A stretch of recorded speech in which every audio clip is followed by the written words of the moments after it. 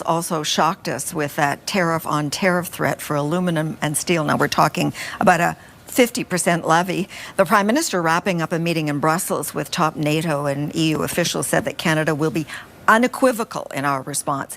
CTV's Rachel Aiello is traveling with Justin Trudeau. And Rachel, what are the next steps? Sandy, Justin Trudeau has spent the past 5 days in Europe trying to strengthen ties with other allies in light of Donald Trump's threats. Yet the Prime Minister still doesn't have any plans to travel to D.C. to meet with the President. In turbulent times, we all need reliable, trustworthy partners.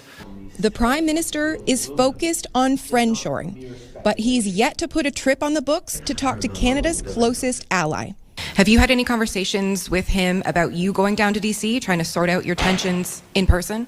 We have talked about that. As you know, we have had many different conversations over the past many months. Trudeau has been abroad since Saturday, trying to strengthen trade and defense alliances. But Trump, while not even on the same continent, remained an almost constant presence.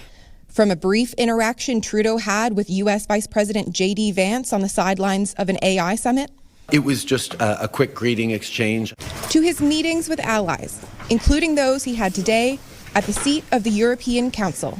European Union and Canada also prove that trade agreements are clearly better than trade tariffs.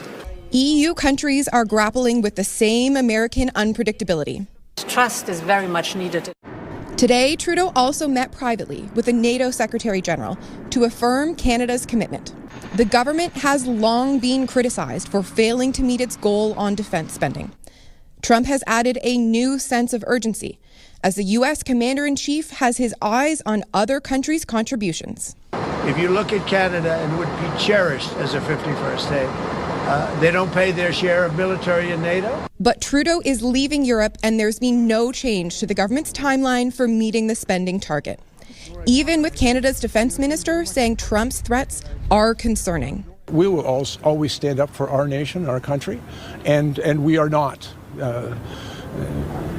vulnerable to anybody's ambitions. Trudeau's trip, one of his last as Prime Minister, is over.